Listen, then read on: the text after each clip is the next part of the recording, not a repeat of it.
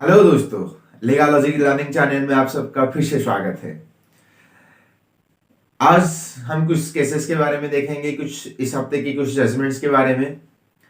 तो उम्मीद है कि आज का जो जजमेंट है इस साल का आखिरी जजमेंट हो और हम अगली क्लास में नए साल के साथ कुछ कुछ नए केसेस के साथ हम दोबारा आएंगे। तो चलिए शुरू करते हैं। Case number 1, Deendayal and another versus state of Madhya Pradesh. In this case, the Madhya Pradesh High Court held that just because motive and enmity is not established does not mean accused will get brownie points. तो इस case में ये हुआ कि जो person है वो convicted हुआ था सेक्शन 302 ऑफ आईपीसी यानी कि मर्डर के चार्ज में, लेकिन यहां पर प्रोसिक्यूशन प्रूव नहीं कर पाए इसका मोटिव था और जो दोनों के बीच में जो एनमिटी, इन दोनों चीजों को प्रूव नहीं कर पाए। तो इस वजह से कोर्ट ने कहा कि अगर यहां पर कोई डाइंग डिक्लेरेशन दिया जाता है और that dying declaration is authentic, then basic upon this thing the accused cannot get brownie points. If the dying declaration was true and voluntary, so at that moment there is no necessity of to prove that there is a motive or enmity. It is enough for that dying declaration is authentic and is voluntary. और जो dying declaration है वो section 32 में दिया गया है evidence act में। जो case number 2, Vyasakha KG versus union of India and other connected matters.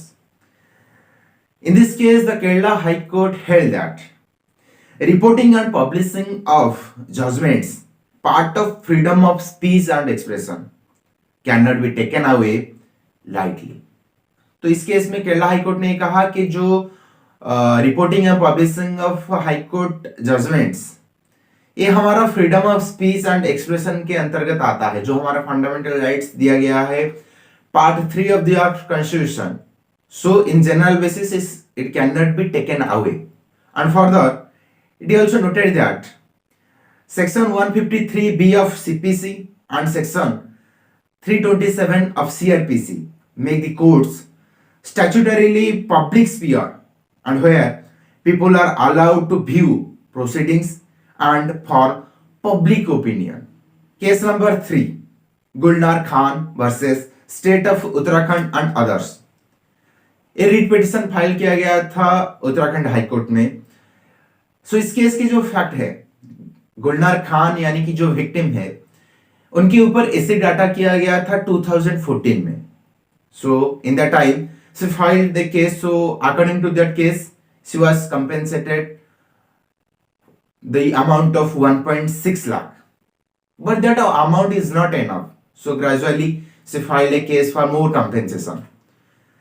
So basing upon that thing, so she filed a case in Uttarakhand High Court basing upon the article 226 of Constitution. The Uttarakhand High Court directed the state government to pay compensation amount is 35 lakh for the acid attack survivor. और साथ ही साथ Uttarakhand high court ने government को ये direction दिया कि अगर कोई वोकेशनल कोई एजुकेशन या फिर कोई भी हेल्प हो, अगर वो कुछ दूसरे स्टेट में भी जाते हैं कुछ हेल्थ इशू के लिए, तो भी वहां पर जो रहने का, जाने का और जो भी सारे खर्चे होंगे, तो सारा खर्चा स्टेट गवर्नमेंट उठाएंगे। और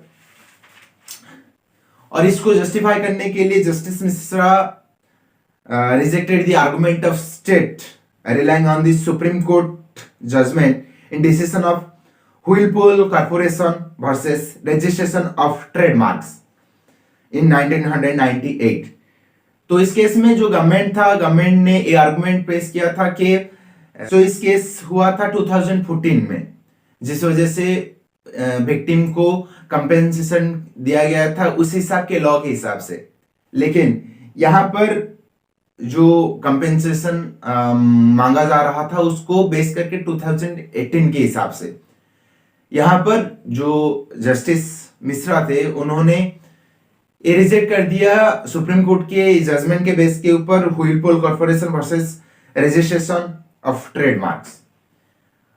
कोर्ट ने कहा कि जो भले ही जो क्राइम इंसिडेंट हुआ था 2014 में, लेकिन इसका भी इम्पैक्ट अभी भी चल रहा है। तो इस हिसाब से यहाँ पर कंपेंसेशन अमाउंट भी दिया जाएगा और बढ़ाकर इसको 35 लाख कंपेंसेशन दिया गया है और साथ ही साथ और सारे फैसिलिटीज भी प्रोवाइड किया गया। Case number 4, Rajendra Kumar versus state. In this case, the Delhi High Court observing that the age at the time of offence must be taken into account, not when the proceeding were initiated. Case number 5, Serum Institute of India Private Limited and another versus Johan Tengra and another. So in this case, the Serum Institute of India claimed that defendant individuals Johan Tengra and Ambar Koiri had made defamatory post articles and videos against Poonawalla regarding the Covishield vaccine. So इस case में the serum institute of India private limited उन्होंने ये case file किया गया है कि उनको 100 crore compensation चाहिए। यहाँ उनके खिलाफ जो डिफेमेटरी स्टेटमेंट प्रोवाइड किया गया था वो सोशल मीडिया में जो सारे पोस्ट और जो सारे वीडियो प्रोवाइड किए गए थे उस बेस के ऊपर उन्होंने कंपेंसेशन फाइल किया था और साथ ही साथ उनमें इंजेक्शन लगाने के साथ एक अपोलॉजीज भी with any terms and condition भी देने के लिए क्लेम किया गया था। लेकिन Bombay high court refuses to immediate restraint certain individuals in a 100 crore defamatory suit. The court said that the matter was bulky and it did not have time to hear it at the length for interim relief and refuses to pass a restraining order.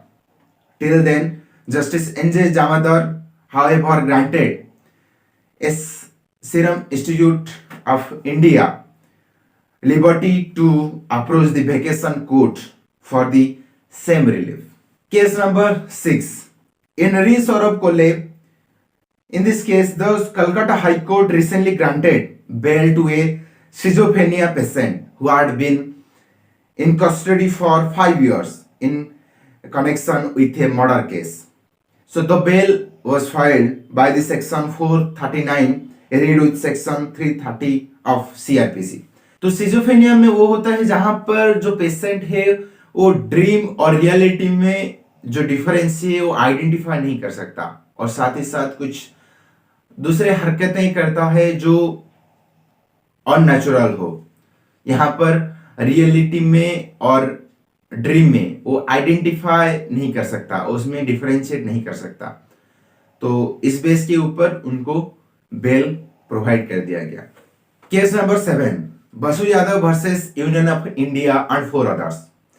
In this case, the court held that reports regarding non-cognizable cases could not be made the basis for rejecting an application for issuance of a passport if they had not been investigated into.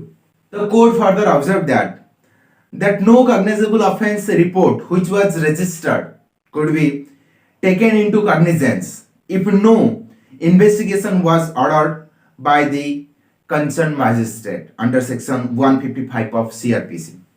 The court further noted that even during the pendency of any criminal case, a passport could be issued or renewed as per the government order dated 25 August 1993 if the court passes order for that purpose. तो इस case में ये हुआ था, यहाँ पर कुछ non cognizable offence के बेसिस के ऊपर जो पासपोर्ट था वो ग्रांट नहीं हुआ। इसके लिए एक केस फाइल किया गया था हाई कोर्ट में। तो हाई कोर्ट ने कहा कि अगर कोई भी केसेस फाइल हो तो फिर वहां पर अगर कोर्ट ए परमिशन देता है तो फिर वहां पर उसको पासपोर्ट दिया जा सकता है। और साथ ही साथ इस केस में कोई नॉन कॉग्निजेबल ऑफेंस में जहां पर कोई इन्वेस्टिगेशन नहीं किया गया है, कोई इन्वेस्टिगेशन डायरेक्ट नहीं किया गया है मैजिस्ट्रेट के परमिशन में, तो फिर वहां पर इस बेस को करके आपको पासपोर्ट देने में कोई रेस्ट्रिक्शन लगाया नहीं जा सकता। तो ये था इस हफ्ते के कुछ केसेस के बारे में। उम्मीद है आपको पसंद आया होगा। अगर आपके कुछ सवाल है तो कमेंट करके जरूर पूछिए और आने वाले इस नए साल में आपको ढेर सारी शुभकामनाएं। तो ये 2023 आपके लिए बहुत ही अच्छा जाए और तो मिलते हैं नए साल में कुछ नए केसेस के लेकर। तो तब तक खुश रहिए और साथ ही साथ चैनल को लाइक कमेंट सब्सक्राइब जरूर करिए। तो मिलते हैं अगले क्लास में।